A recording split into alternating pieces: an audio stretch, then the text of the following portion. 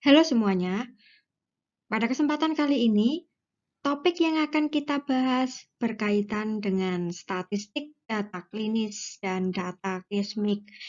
Ini part 1, konsep dan perhitungan statistik mortalitas.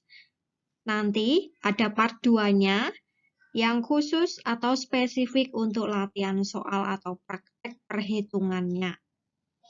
Meskipun di sini sudah saya sampaikan sekalian rumus dan contoh soalnya, tapi untuk part 2 khusus untuk latihan soal, jadi tidak ada teori apapun.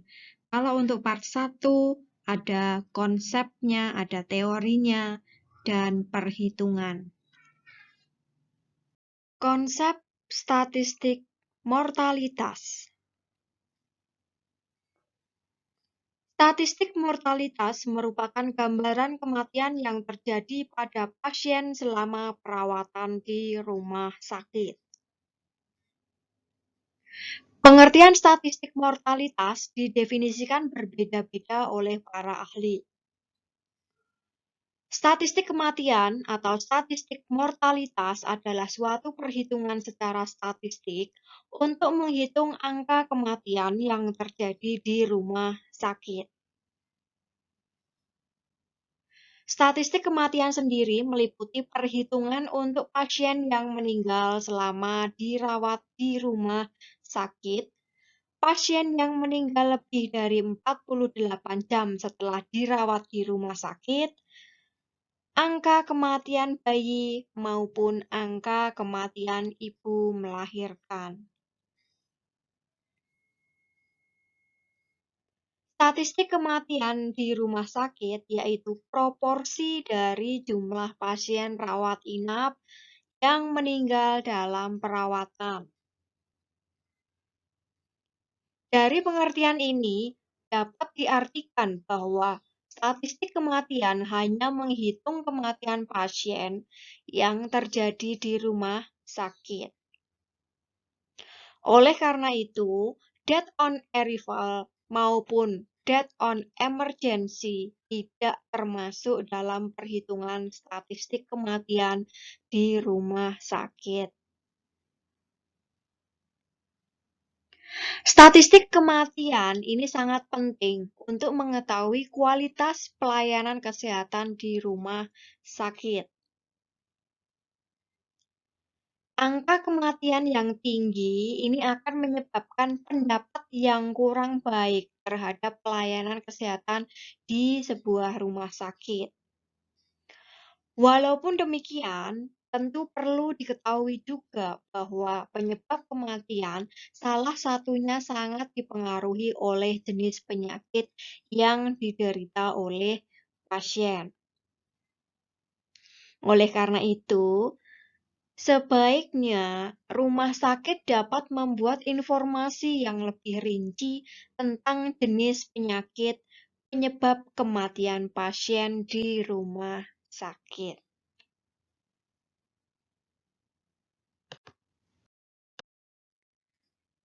Jenis statistik mortalitas. Pertama ada gross death rate atau GDR.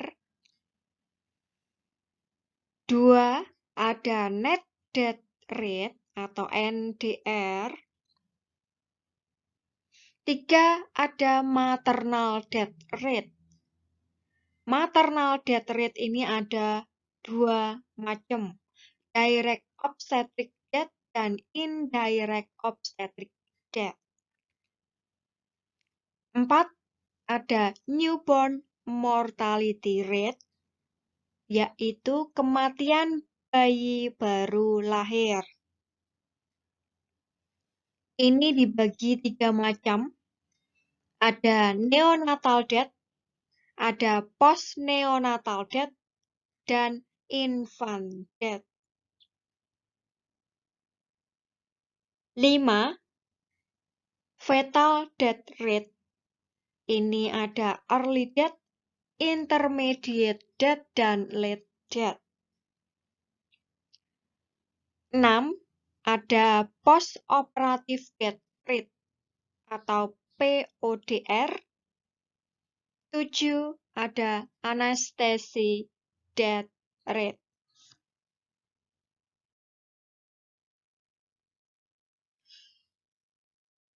Pertama, kita bahas satu-satu ya. Pertama ada angka kematian kasar atau gross death rate. Ini adalah angka kematian kasar yang menunjukkan proporsi seluruh pasien rawat inap yang meninggal dalam periode waktu tertentu, termasuk bayi baru lahir yang kemudian meninggal. Pada perhitungan GDR atau gross death rate adalah memperhitungkan seluruh kematian yang terjadi pada pasien rawat inap di rumah sakit. Kematian tersebut baik terjadi di ruang rawat inap dewasa, kematian pada pasien anak, dan kematian di ruang intensif. Pada perhitungan GDR ini, seluruh kematian diperhitungkan, baik kematian pasien rawat inap kurang dari 48 jam maupun lebih dari 48 jam.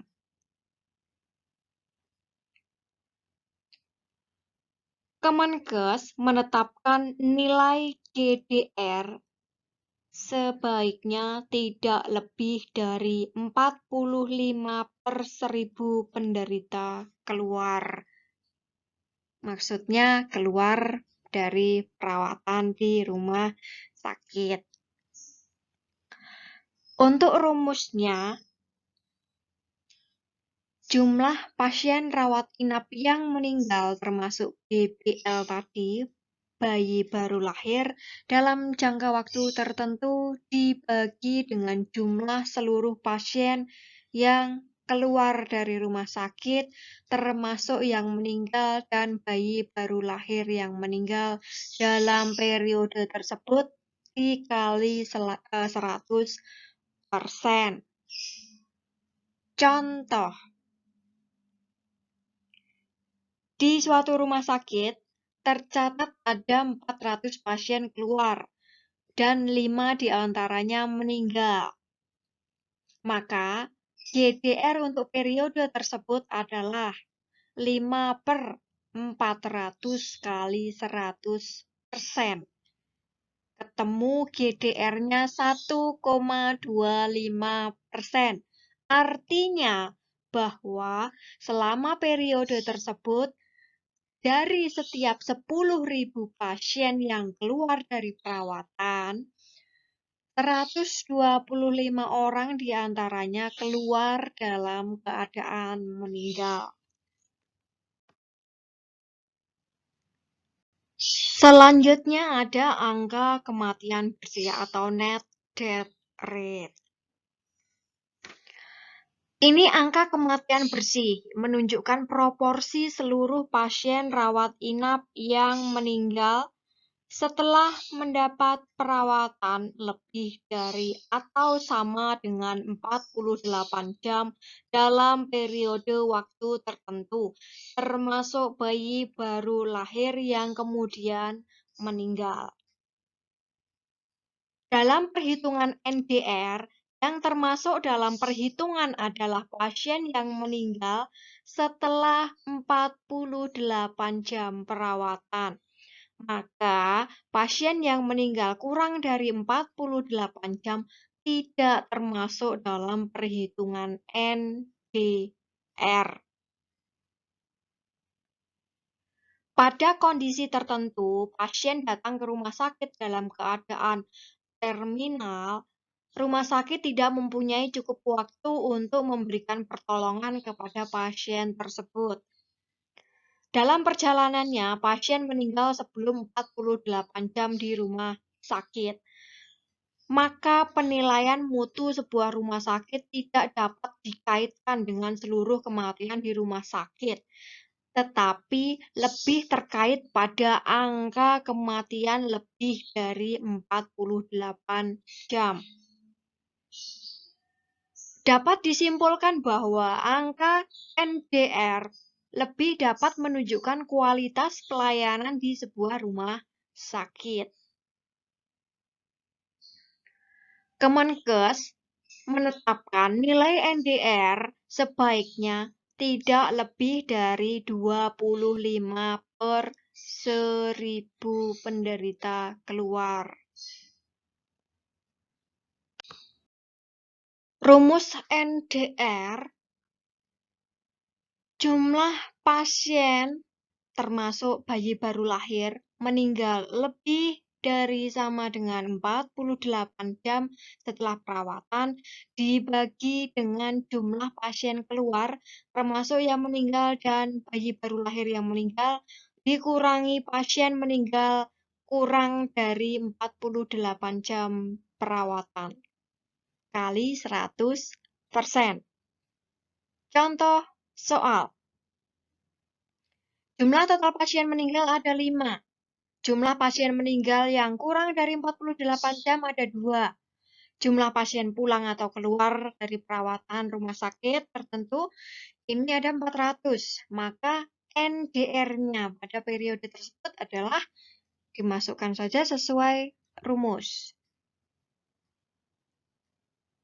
Jumlah total pasien yang meninggal ada 5.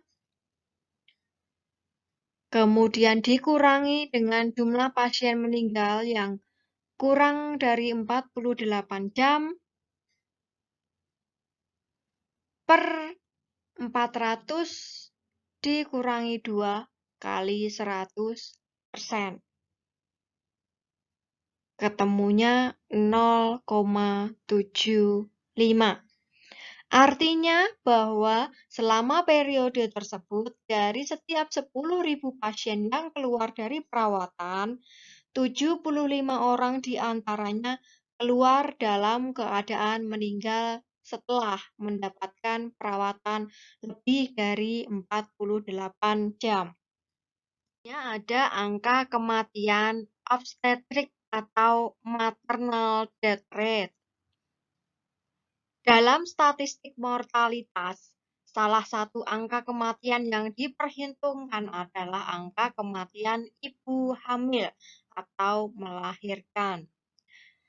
Indikator ini merupakan suatu indikator yang wajib dibuat oleh fasilitas pelayanan kesehatan baik untuk kebutuhan internal di rumah sakit maupun untuk data regional dan nasional. Sebagaimana kita ketahui bahwa angka kematian ibu yang tinggi di suatu negara ini mencerminkan bagaimana kualitas pelayanan kesehatan negara adalah buruk. Maternal death rate merupakan angka kejadian kematian dari seorang wanita yang sedang hamil atau dalam kurun waktu 42 hari setelah penghentian kehamilan. Maternal death rate tidak melihat umur kehamilan dan lokasi kehamilan, serta berbagai sebab yang berkaitan dengan kehamilannya atau pengelolaan kehamilannya. Namun, maternal death rate mengecualikan hal-hal seperti kecelakaan atau penyebab insidental. Dalam perhitungan maternal death rate, kematian ibu yang terjadi karena kecelakaan, trauma, dan jatuh ini tidak dihitung. Kematian karena kejadian insidental, misalkan pembunuhan atau bunuh diri juga tidak dihitung. Contoh kematian akibat kecelakaan, misalkan kecelakaan di jalan raya. Kematian ibu dapat terjadi karena komplikasi langsung dari kehamilannya atau karena penyakit yang berkembang selama kehamilan ibu. Umumnya, fasilitas pelayanan kesehatan hanya memperhitungkan kematian karena komplikasi langsung dari kehamilan ibu. Untuk rumus maternal death rate, jumlah maternal death rate dalam suatu periode dibagi dengan jumlah seluruh pasien obstetri yang keluar termasuk yang meninggal dalam jangka waktu tertentu dikali 100%. Berkaitan dengan maternal death rate, ini dibedakan menjadi dua kelompok. Tadi di awal sudah saya sebutkan ada direct obstetric death dan indirect obstetric death. Kalau direct obstetric death, ini kematian ibu karena faktor obstetrik secara langsung. Ini disebabkan karena komplikasi langsung dari kehamilannya, baik masa kehamilan, persalinan, dan nifas. Intervensi terhadap kehamilannya, tindakan yang keliru, atau dari rangkaian hal-hal tersebut di atas. Misalnya, seorang pasien yang meninggal saat dilakukan operasi sesar karena rusaknya arteri uterina yang menyebabkan pendarahan.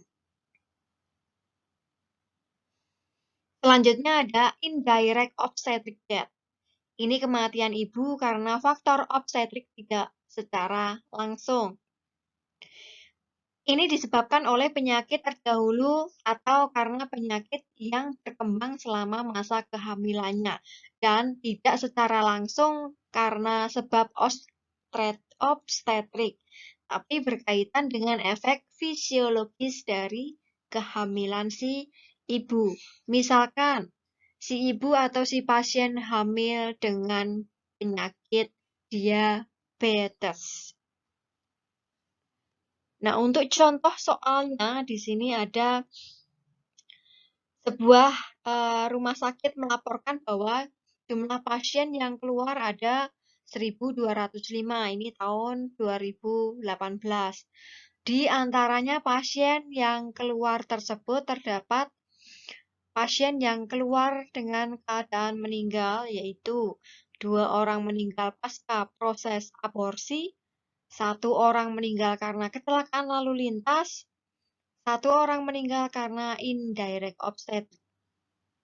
Maka maternal death rate-nya dihitung sesuai dengan rumus 2 per 1.205 kali 100%. Ketemu maternal death rate-nya 0,17%.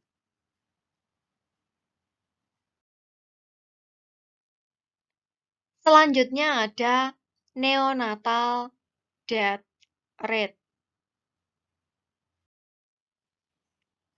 Rumus perhitungan NDR di sini lingkupnya neonatal death rate. Jumlah kematian bayi baru lahir dalam suatu periode dibagi dengan jumlah seluruh bayi baru lahir yang keluar perawatan termasuk yang meninggal dalam periode tersebut kali 100%. Contoh, selama tahun 2018, sebuah rumah sakit melaporkan bahwa jumlah bayi yang keluar hidup maupun meninggal sebanyak 350. Di antara bayi yang keluar tersebut, terdapat bayi yang keluar perawatan dalam keadaan meninggal sebanyak 2 bayi. Perhitungannya 2 per 350 kali 100%. Neonatal death rate-nya ketemu 0,57%. Berkaitan dengan kematian bayi baru lahir atau newborn mortality rate ini, ada 3 macam newborn mortality rate. Pertama ada neonatal death, 2 ada post-neonatal death, 3 ada infant death. Untuk neonatal death, ini kematian dari bayi yang lahir hidup dalam kurun waktu kurang dari 28 hari sejak kelahirannya. Berarti 27 hari, 23 jam, dan 59 menit.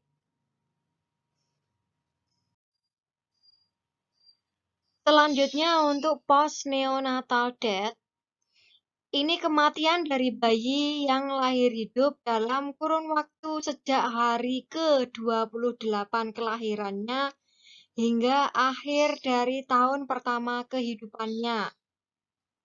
Tahun pertama diartikan sebagai 364 hari, 23 jam, 59 menit sejak dari kelahirannya. Ini untuk post neonatal death. Selanjutnya ada infant death, yaitu kematian dari bayi yang lahir hidup dalam kurun waktu sejak dari kelahirannya hingga akhir dari tahun pertama kehidupannya. Tahun pertama diartikan sebagai 364 hari, 23 jam, dan 59 menit sejak dari kelahirannya.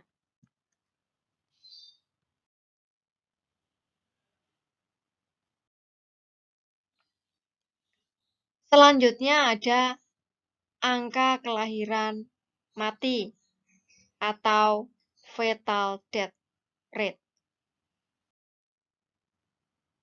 Fetal death rate ini didefinisikan sebagai kematian yang terjadi pada janin sebagai hasil dari proses konsepsi manusia sebelum dikeluarkan secara lengkap dari ibunya, tanpa memperhitungkan usia kehamilan dari si ibu. Kondisi kematian ini diketahui saat bayi baru dilahirkan. Bayi tidak bernafas atau tidak menunjukkan tanda kehidupan lain seperti adanya denyut jantung, denyut pada tali pusar, ataupun gerakan otot pada rangka tubuh. Fetal death tidak dimasukkan sebagai bagian dari kematian pasien dan tidak ikut dimasukkan dalam perhitungan angka kematian yang manapun. Jadi angka fetal death rate ini dihitung secara terpisah. Nah, untuk fetal death rate di awal sudah saya sampaikan ada early death, intermediate death, sama late death. Kalau early death, ini jika usia kehamilan masih kurang dari 20 minggu dan atau berat janin kurang dari atau sama dengan 500 gram. Untuk intermediate death, jika usia kehamilan telah lengkap 20 minggu hingga kurang dari 28 minggu dan atau berat janin 501 hingga 1 kilogram atau 1000 gram. Kemudian ada late death, jika usia kehamilan telah lengkap 28 minggu atau lebih dan atau berat janin telah lebih dari 1 kilo atau 1000 gram. Kelompok intermediate dan late death secara bersama sering disebut juga sebagai stillbirth. Jumlah kelahiran yang dihitung adalah meliputi jumlah bayi yang lahir hidup dan lahir dalam keadaan meninggal. Untuk rumusnya, ini ada jumlah lahir mati dalam suatu periode dibagi dengan jumlah semua kelahiran dalam periode tersebut.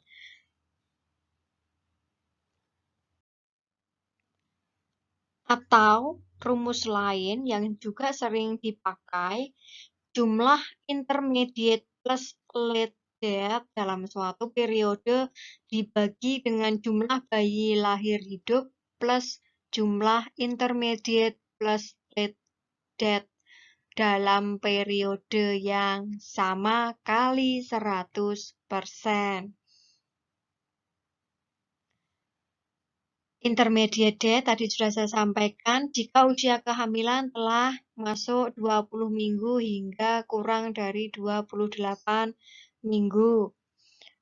Kalau late death adalah usia kehamilan ini masuk 28 minggu atau lebih. Sebelum kita masuk ke post operative death rate, kita bahas dulu untuk contoh soal dari fetal death rate atau fetal mortality rate. Jadi mohon dicermati contoh soalnya. Jika pada suatu periode laporan tercatat 100 bayi lahir hidup dan 2 lahir meninggal, maka fetal death rate-nya berapa? 2/102 kali 100%. Kenapa 102? Kok tidak 100? Karena jumlah kelahiran dalam periode tersebut ada 100 bayi lahir hidup dan 2 lahir meninggal. 100 plus 2, 102. Jadi perhitungannya 2/102 kali 100%. Ketemunya 1,96% untuk fetal death rate-nya. Lanjut kita bahas untuk post operative death rate.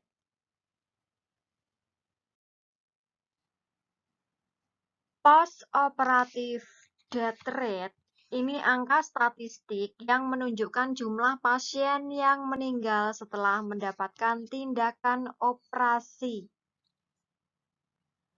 Post operative death rate ini juga disebut sebagai surgical death rate, yaitu angka statistik yang merupakan rasio pasien yang meninggal dalam kurun waktu 10 hari setelah tindakan operasi terhadap jumlah total pasien yang dioperasi dalam periode tersebut. Nah, pengertian dari tindakan bedah atau operasi yaitu satu atau lebih prosedur bedah yang dilakukan dalam satu waktu terhadap seorang pasien melalui pendekatan yang umum atau untuk tujuan yang umum.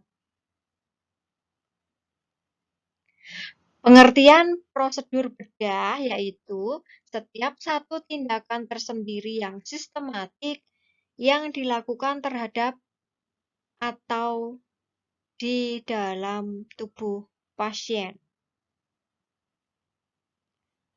Tindakan ini normalnya dilakukan oleh seorang dokter atau dokter gigi atau tenaga kesehatan lain yang diakui yang dilakukan dengan maupun tanpa instrumen atau alat.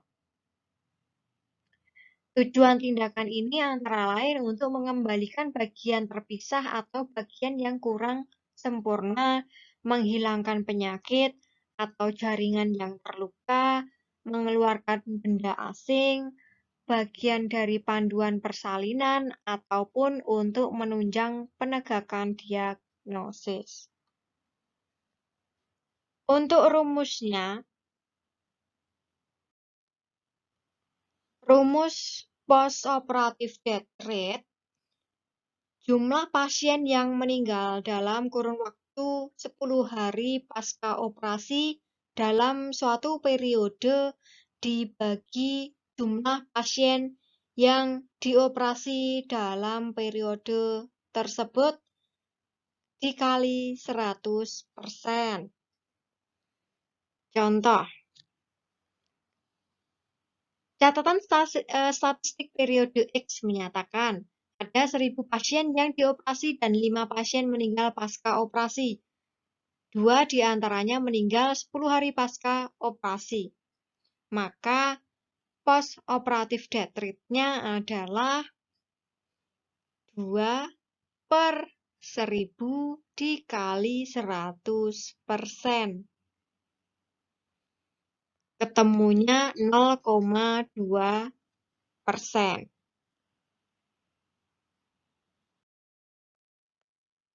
Selanjutnya ada anesthesia death rate atau ADR. R, yaitu total kematian karena anestesi dalam periode tertentu dibagi total pasien yang mendapatkan tindakan anestesi dalam periode tertentu dikali 100%.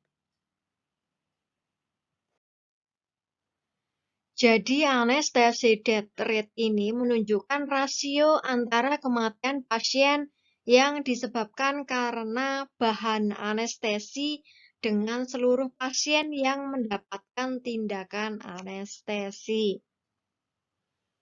Contoh soal. Jika data statistik rumah sakit periode X mencatat bahwa di antara 1.200 pasien yang mendapatkan tindakan anestesi, terdapat 1 pasien yang meninggal, maka anestesi death rate-nya adalah 1 dibagi 1.200 dikali 100%. Ketemu ADR-nya 0,08%. Berikut ada praktek perhitungannya atau latihan soal. Jadi, mohon bisa dicermati. Di sini ada 2 soal untuk praktek perhitungan statistik mortalitas. Soal yang pertama, catatan statistik rumah sakit X untuk bulan Februari 2018 adalah sebagai berikut. Jumlah total pasien keluar, baik dewasa maupun anak-anak, ada 1.200. Jumlah pasien meninggal, dewasa dan anak-anak, ini ada 6. Jumlah total pasien keluar, ini bayi baru lahir, ada 180. Kemudian jumlah pasien meninggal, ini bayi baru lahir, ini ada 1. Hitung GDR-nya bulan Februari tahun 2018.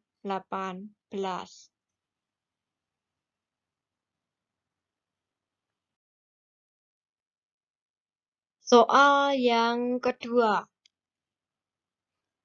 Selama tahun 2017, sebuah rumah sakit melaporkan bahwa jumlah bayi yang keluar hidup maupun meninggal sebanyak 350. Di antara bayi yang keluar tersebut, terdapat bayi yang keluar perawatan dalam keadaan meninggal sebanyak 1 orang. Hitung newborn mortality rate-nya. 2 soal ini silahkan dikerjakan sebagai bentuk praktek perhitungan statistik mortalitas. Kemudian nanti pembahasan soalnya akan saya berikan di materi part 2, disertai contoh-contoh soal lainnya. Itu mohon dicermati dan menjadi perhatian, meskipun daring, tapi teman-teman mahasiswa juga harus tetap fokus.